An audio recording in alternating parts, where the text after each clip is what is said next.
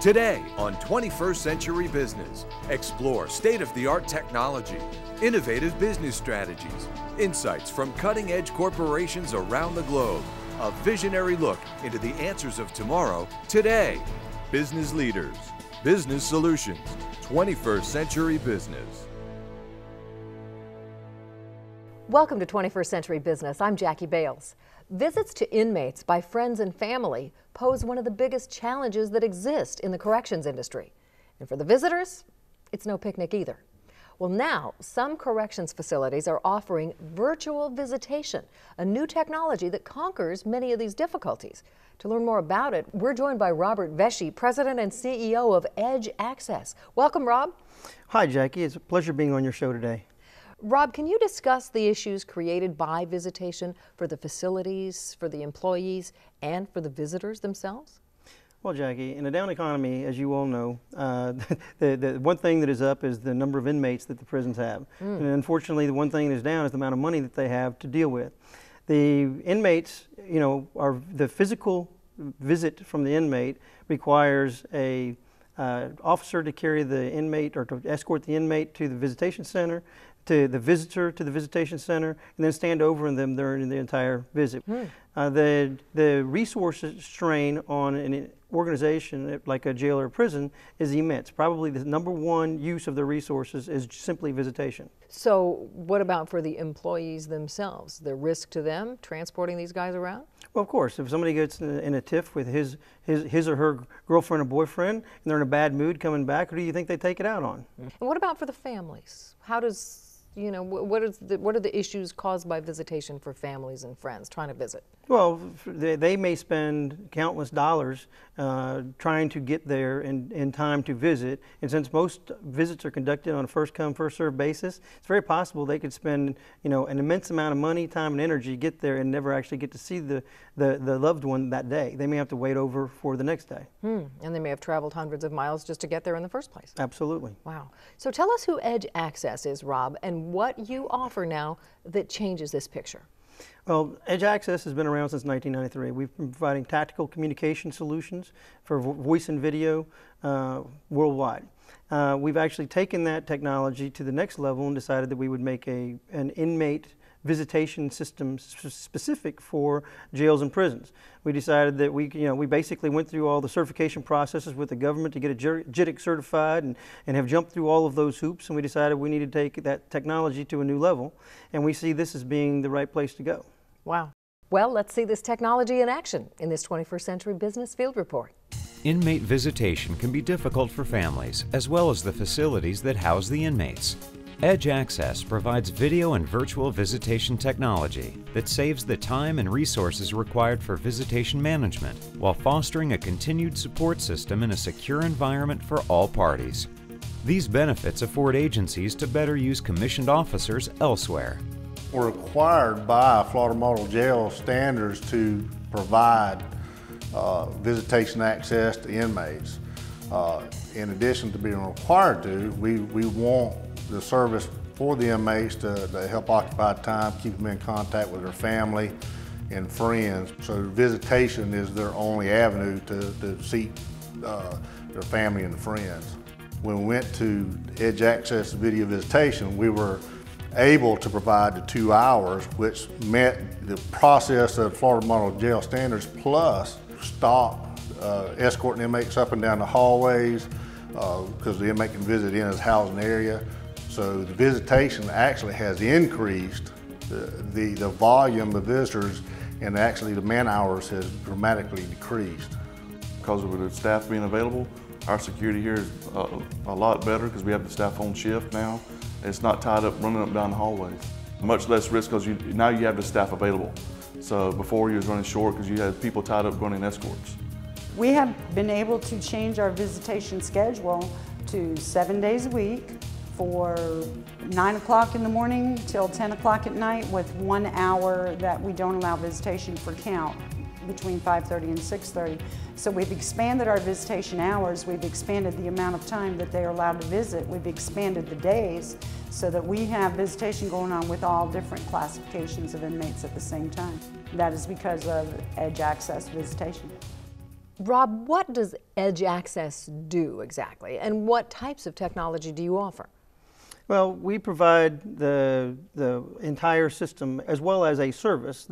We provide, I mean, let's be clear, there's video visitation, which is going to be an on-premise visit between a inmate and their family from a visitation center on the family side to the actual dorm area or day area where the inmate sits, which allows them to not be transported and to be watched physically during their entire communication, because some of these visits last up to 2 hours. Oh my gosh. So we provide a technology that allows the jails and prisons to offer video visitation.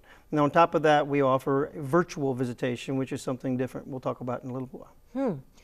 Now, when you say that the inmate is allowed to be in the dorm where they are, I mean, you have your video station just on the wall somewhere in the large dorm that houses multiple prisoners. Is that what you're saying? Correct. And then we may have, depending on the size of the dorm and the population in that particular dorm, we may have multiple stations in that dorm area so that multiple visits can be going on at the same time.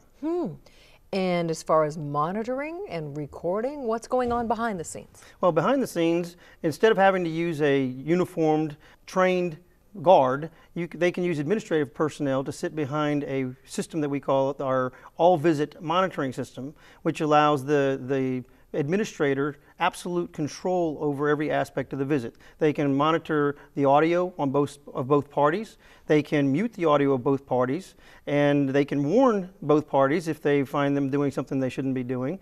And if they continue to do what they shouldn't be doing, they can actually terminate their visit. Pull the plug. Pull the plug. Huh.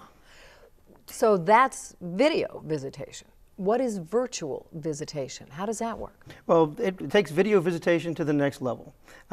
Because we have absolute monitoring management of the visit when they're on a video visit, we can now take that and put that in the hands of family and friends over the World Wide Web. As long as they have the proper equipment, they can come in and they can visit, and the same monitoring, management, and control are still in place, whether they be a local video visit or a internet-based virtual visit. So internet-based meaning something like Skype, something like that? Similar to Skype, but of course, you know, it's very different in respect that we have to still record the visit. We still have to provide command and control of the visit, meaning that there's a third party that has to be able to watch it and to make sure that they don't do anything outside the code of conduct. And if they do something outside of the code of conduct, to be able to terminate the visit, both warn them and terminate their visit. And of course, every time an action is taken by an administrator, that is data-based along with the video. So there's a mark on the video where when they go back, management goes back to review it, they look at the timestamp of the events that were caused by the administrator. They go, okay, I need to go here to look at and see what this person did, and I need to go here to see what, you know, when they finally terminated. And if a decision is made that they know that the administrator was a little overzealous and shouldn't have terminated the call, they can actually just click a button, they can click on it, they can reset the participants, and they can allow the call to continue. If they find out, in fact, that bad acts had occurred that warranted the termination of the visit, then both of those parties, not only the inmate, but the visitor, can lose their visitation privileges for whatever period of time the institution decides. And let me tell you something. A few people lose their visitation privileges for a long period of time. It gets around the inmate population, and people stop doing bad acts. Wow. So it can really be a corrections tool as well. Absolutely. Like I said, in the down economy, the bad thing that happened was the real estate prices in most of the major communities have dropped by about 50%. And most of the jails, most all the jails are funded by real estate taxes. So they've lost a tremendous number of resources, so they're being asked to do more with less. And if you think about it, the number of resources that are tied up in visitation, it's pretty much the single largest resource drain on any jail and certainly on any prison. And given the fact there are statutes that require them to allow visitation, means that they may have to have visitations going on from 6 o'clock in the morning to 10 o'clock at night to be able to meet the statutes with the limited resources they have to offer. And the risk that is inherent in having to move the inmates around, right? Absolutely. The risk inherent in bringing visitors in. Obviously, they get screened, but it seems to me there's a considerable risk that through video visitation is completely eliminated. Not only that, the amount of contraband that gets funneled into the inmate population is significantly reduced as well, because there's no actual face-to-face interaction. Amazing. Now, back to virtual visitation. Why would jails or prisons need or want virtual visitation? Well, the only way that you can actually eliminate contraband in the jail or in the institution would be to terminate all visitation, and we know that that's absolutely never going to happen. It's not going to work. That won't happen in our lifetime. Therefore, if they were to offer virtual visitation, number one, they would be able to service a whole lot more of the inmate community in terms of visitation, because the people that are standing in line and not getting to visit, they cannot guarantee that they're going to get to visit even if they come back the next day. However, if they were to go home and they were to log on to visitinmate.com and they were to schedule a visit, that visit will indeed happen unless the inmate commits some bad acts and has his or her privileges revoked.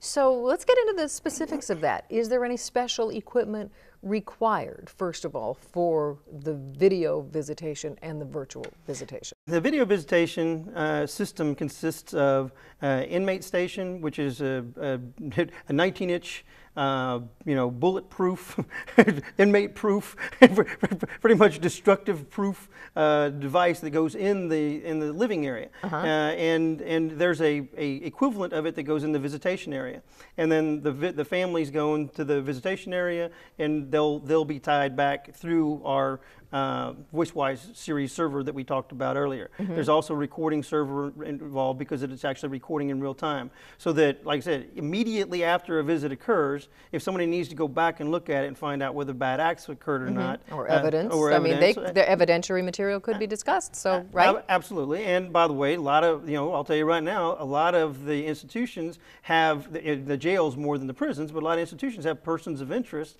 that they bring into jail, and immediately, as soon as those persons of interest visit with somebody, there's a detective looking at that video. Okay, gotcha. So that's actually good for those institutions as well. So the special equipment is pretty much the inmate-proof technology that we put in there. However, it's an overkill, because what we find out is that every pod or every day room has a judge, a jury, and an executioner just waiting for an inmate to slam the handset down hard and keep them from being able to use it. Oh, yeah. so it doesn't necessarily need to be all that it is today. That's funny. It gets protected. They want to use it next. Absolutely. All right. Now, for friends and family, Rob, the advantages for them in virtually visiting are what? Well, first of all, depending on the type of institution, I mean, if it's right around the corner, there's nowhere near the benefit as if they have friends and family that are in an institution, hundreds of miles, thousands of miles away. Because if you have to put into consideration airplane tickets for the family, and hotel bills, and rental cars, and of course meals out, which are not cheap these days, for several days, because like I said, there's no guarantee that you're going to get to visit when you get there. I mean, in some institutions will make special considerations for people coming long distances, but not all of them. And it also depends on the workload and the resources they have available at the time. So, it's a gamble at best. And to me, it seems like just not having to bring, say, children or the elderly into the prison system for the visitation, to me, it's a little better to be sitting at home. Well, absolutely. Just a little. And you could visit a whole lot more frequently if you're visiting from home, because you can take that money that you would have spent on that trip and you can spread it out across visits for months, maybe even a year. So, Rob, how do friends and family go about virtually visiting? How much setup do they have to have on their end? Well, the friends and family actually, no matter whether they're doing a virtual visit, they're doing a traditional visit, or they're doing a video visit, the first thing they need to do is they need to go to the facility and they need to present identification to prove that they are who they say they are. And of course, it needs to be proven that they're actually on the list to visit the particular inmate. Once they've done that, they can go back to the comfort of their own home. They can get on their desktop, laptop, or whatever, and they can go to visitinmate.com. They can use the same email address that they registered at the institution with, and they can set up their account, add a little bit of money, schedule their own visits, and visit to their heart's content. Wow. Seems like such a great idea. Overall, Rob, which do you think is the most important? The risk management for the facility, the convenience for the family and friends, or just the labor benefits from not having to use their officers so much? It certainly depends on who you ask, because each one of those questions are important to the individual that you're asking the question. If you ask the institution will say absolutely without question the reduction in resources, because the reduction in resources allows them to reallocate resources to less mundane tasks, and they can do much more important work than walking people up and down the hallways. If you ask the visitor will tell you that without question, the benefit to them is the savings in time, money, and the certainty that they get to visit with their loved ones. And actually, we didn't talk about one of the huge benefits, which is the inmate. An inmate that has a strong support system behind them, according to studies, is something like 87% more likely to be rehabilitated with somebody that has none. And just because you're not getting a visit in jail or prison does not necessarily mean you don't have a support system. It may mean that the economics don't allow for people to visit you and show you that you're loved and supported. Very true, very true. Well, Rob, if jail and prison officials want to see EdgeAccess visitation systems, what do they do? They can go to our website, edgeaccess.net/visit. They can sign themselves up for a demonstration.